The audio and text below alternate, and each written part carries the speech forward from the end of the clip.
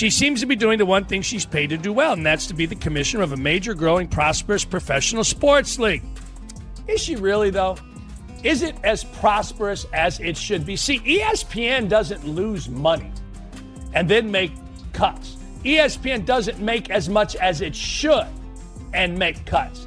This should be a booming success, the WNBA, because of one woman, Caitlin Clark. It's not. So giving... Away from the WNBA's direct control, Caitlin Clark is operating in a commercial world that is considerably bigger than the league itself. She did not call a press conference to protest the penalty, nor did she issue a carefully crafted apology for her frustration. Instead, within less than 24 hours of the fine becoming public, news emerged that made the league's punishment seem almost insignificant. Nike announced the next major stage of its partnership with Clark, connected to a reported 8-year deal worth roughly $28 million and plans for her own signature shoe. The timing could hardly have produced a more brutal contrast. While the WNBA was taking a few $100s from one of her checks, one of the world's biggest sportswear companies was putting tens of millions behind her long-term global appeal. The announcement quickly overwhelmed the basketball discussion. Social media exploded. Her recognizable CC logo appeared everywhere, and conversations about the signature collection dominated much of the league-related discussion that evening. Without directly saying a word, Clark's message seemed unmistakable. The WNBA could keep its $900 because her brand had already generated millions before league executives had even finished celebrating the punishment. That contrast revealed a serious issue for league leadership. They have a potential worldwide sports icon, yet continue treating her like an ordinary rookie whose influence exists only inside the basketball arena. Clark's endorsements, audience, and cultural significance have grown far beyond the league's current structure. But none of that money, attention, or influence can fix an injured body. A massive shoe agreement cannot shield a knee, absorb a collision, or make referees stop reckless contact. And that is where the situation moves beyond financial embarrassment into something much more troubling. The league's first responsibility should be protecting athletes on the court, and critics believe it failed Clark precisely when that protection mattered most. Women are out of their minds in this league. I rolled my eyes at the many missteps of Engelbert, Buckner says. Why couldn't she just condone the racism leveled at Angel Reese and other players during the 2024 CNBC interview rather than praise the television ratings? Well, okay. Messaging is part of her job description. She's not exceptionally good at. This tracks with one of the biggest complaints against Engelbert. She doesn't talk enough with the players. That's your complaint. That's the little girls of the WNBA complaint. And you are bringing up, of course you are, because, again, I told you the background, at least what I was told to me, allegedly, by Greg Doyle. There's a racist element here. She brings that up, not the throat punch of Caitlin Clark. She brings this up, something about Angel Reese. All right? The racism leveled at Angel Reese. Wait, what? What about the racism leveled at your biggest star? Happened a few weeks ago. We don't talk about that, do we, Candace? Of course not. Because this, again, is all Candace Buckner has to live in the world. Consider what Caitlin Clark has been enduring every time she steps onto the court. At this point, her games seem to involve far more than simply competing in basketball. Night after night, she appears to be facing a dangerous test of endurance. Even while delivering historic scoring performances, breaking rookie records, and reaching assist numbers that put her alongside established stars, she has endured an extraordinary level of physical pressure. Defenders have learned they can crowd her space, hold her away from the ball, knock her off balance, and challenge her in the air without much fear of consistent intervention from officials. The apparent expectation has become clear: allow extreme during a frightening sequence that suddenly silenced the arena. Clark drove toward the basket before encountering a violent collision while airborne. Critics argue the defender made little genuine effort to reach the ball and instead delivered a physical warning. Clark slammed onto the hardwood, and for several terrifying moments, the entire arena appeared completely frozen. The pain was visible immediately as Clark reached for her knee, her face changing in an instant. Replays only made the scene more disturbing, showing the joint seemingly shifting under pressure in a direction no athlete ever wants to experience. Medical staff rushed onto the court as members of the Indiana Fever reacted with obvious concern. Clark struggled to get upright and appeared unable to put normal weight on the injured leg. The same player responsible for drawing major ratings, attendance, and nationwide attention suddenly required help just to leave the court. Regardless of whether the injury ultimately turns out to be catastrophic or less serious than feared, the sequence exposed what can happen when repeated physical contact is allowed to escalate without firm intervention. A league can encourage toughness, intensity, and fierce competition without turning its most recognizable athletes into easy targets. When Clark grabbed her knee, it was more than a frightening injury moment. It symbolized the possibility that months of overlooked warnings had finally created the very disaster many fans had feared. Republican Study Committee says the WNBA's response to congressional concerns about Caitlin Clark's treatment, quote, falls short, and warned that lawmakers will keep, quote, every option on the table as they continue pressing the league for answers. WNBA Commissioner Kathy Engelbert responded on July 24th to a letter from Fugler and 10 other House Republicans who questioned whether the league had adequately protected Clark and held opposing players accountable for overtly physical conduct. And that's the other thing. Are you adequately punishing the offenders? Which we know a one-game suspension is not an adequate punishment. Even worse, we found out she wasn't even going to do that. It took the NBA commissioner giving a directive to get her to respond. For months, questions about Caitlin Clark have centered on one issue above all else: the condition of her knee. What makes the situation even more upsetting is the growing belief that the injury was not simply an isolated accident, but the result of everything leading up to it. Critics argue it reflects the WNBA's failure to stop increasingly physical play against Clark from the very beginning of her career. Instead of establishing firm limits, making consistent calls, and discouraging unnecessary contact, the league allowed that style of play to become normalized. Many now believe that culture has placed its biggest attraction at serious risk. Fans are outraged, analysts continue demanding accountability, and league officials recognize the impact of a long absence. Television ratings climbed because audiences wanted to watch Caitlin Clark. Arenas filled because fans came to see her compete. Merchandise sales exploded because she became one of the most recognizable names in American sports. If she remained sidelined for too long, that momentum could disappear incredibly quickly. Every generational talent has a limit to how much physical punishment, disrespect, and institutional indifference they will accept before lasting damage is done. Clark may have reached that breaking point. Following the injury scare, the fine, and months of debate over officiating, reports surfaced describing her growing frustration within the Fever organization. Those claims alleged she had no interest in speaking with league representatives while doctors evaluated her knee. When she was reportedly informed that executives wanted to check on her, she allegedly declined. In that private moment, worn down by constant contact, frustrated with the officiating, and feeling unsupported by the organization benefiting most from her success, Clark reportedly answered with 4 brief words that seemed to express everything she had been feeling, instantly fueling widespread speculation across the basketball world. Not Silver, Goodell, anyone could have stopped the ugly blowback directed at Thomas following her flagrant foul. Really? But you could have stopped the foul in the first place. You could have stopped the hate. This is such a bullshit article by such a bullshit person. And it's steeped in racism. There's not a word in this, at least what I'm reading, that talks about the mistreatment of Caitlin Clark from the moment she walked into the arena. Buckner used to, I don't know if she still does, when she ridiculously and idiotically covered the Indiana Pacers. She used to sit courtside. Well, anybody sitting courtside watching a Caitlin Clark game knows that Caitlin Clark from other players, black players, is called the most vile thing. White bitch, hoe. We all know white mother, you know what I mean. We see it, we hear it, it's all the time. But you don't hear that.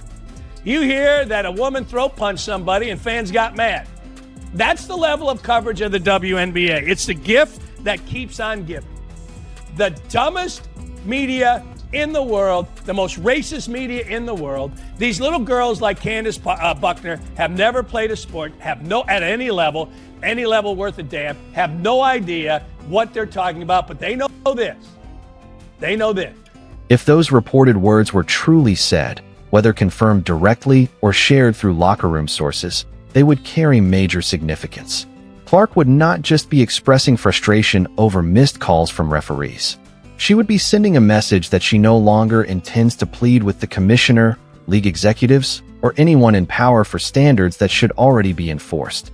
She is tired of acting like the officiating system is working, tired of facing consequences for speaking honestly about her experiences, and tired of pretending the WNBA holds all the control in this relationship. The business reality may show something different. Clark's influence now matches, and possibly exceeds, the league's own visibility. Her reported $28 million Nike deal gives her financial freedom beyond her WNBA salary, creating a major shift in leverage. The league depends on her popularity, television ratings, sponsorship value, and cultural impact far more than she depends on a rookie contract. If Clark truly feels the organization will not protect or respect her, she has choices that most young players could never realistically make. She could increase public pressure, push for major changes, challenge the officiating culture, or rethink how much of her career she wants to give to a system that benefits from her success while ignoring her concerns. Her message puts the entire WNBA establishment on notice. The league cannot continue benefiting from the Caitlin Clark era while dismissing her frustration as a small issue. Without serious action on referee accountability, discipline, and player safety, this situation could become much bigger than one fine or one injury. Clark is no longer staying silent. She is making it clear that her patience has finally reached its limit. Conduct separate reviews after every game. One review examines atypical or overly physical plays, while the other evaluates the overall performance of the officials. Those reviews can result in fouls being upgraded after the game, as well as fines, suspensions, or disciplinary actions or measures. The league also uses the reviews to inform future officiating evaluations, training, and guidance. Engelbert wrote, quote, in all instances, the league seeks to apply the WNBA rulebook and applicable disciplinary processes consistently across all games for all players, commissioner said. Fugler said the league offered no supporting information to demonstrate that its rules had been applied evenly.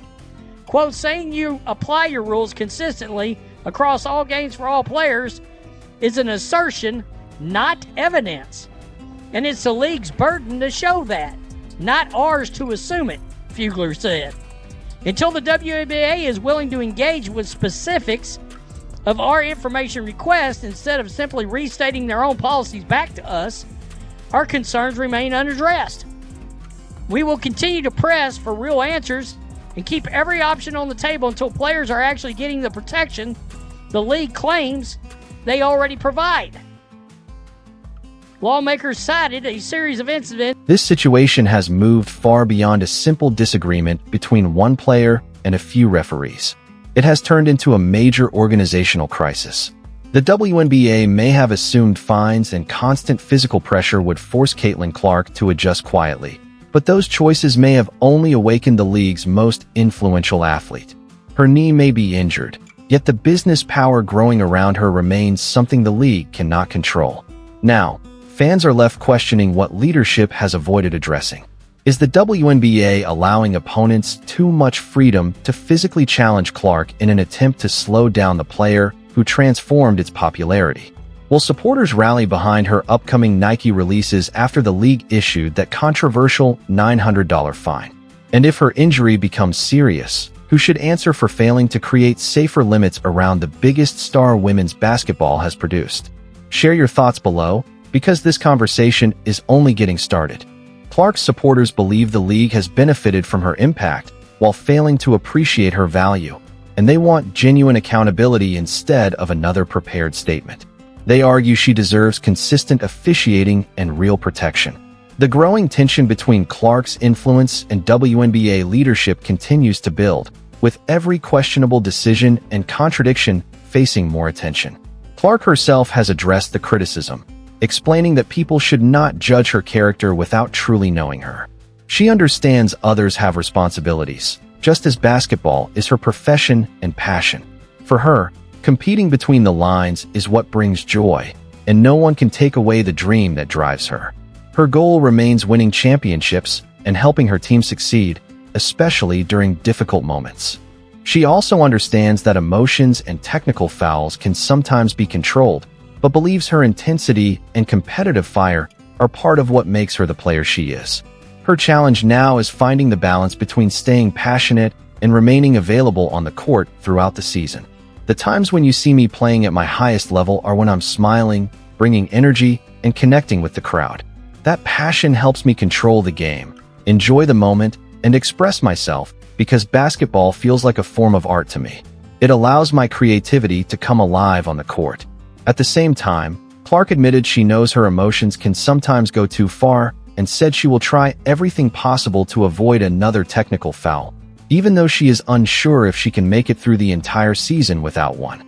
Her honesty opened a rare conversation about her perspective, and analysts noted that hearing Clark speak so openly is important for everyone involved. What has unfolded since then has created one of the biggest leadership challenges the WNBA has faced in recent years. The league may have crossed a line that will be difficult to repair, while Clark has responded with both emotional strength and growing financial influence. Many who believe the treatment she faced on the court was already excessive now point to what happened afterward. The league issued Clark a $900 fine, attempting to discipline the same player whose impact has helped increase television attention, ticket demand, sponsorship interest, and franchise value across women's basketball. But Clark's response was not simply about losing money. While officials focused on a penalty that represented little compared to her overall value, reports of her massive $28 million signature shoe agreement highlighted the difference between her individual earning power and the league's financial structure. Still, this situation goes beyond money. Clark continues breaking records and creating major attention, but the physical cost is becoming harder to ignore.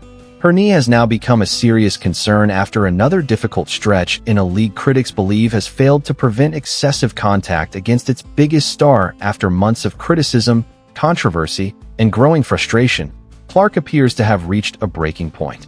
A reported response from her toward the league could completely change the relationship between executives and their biggest star. The fine, the shoe announcement, the injury concerns, and the alleged locker room message all suggest this situation may represent the ultimate turning point for Caitlin Clark.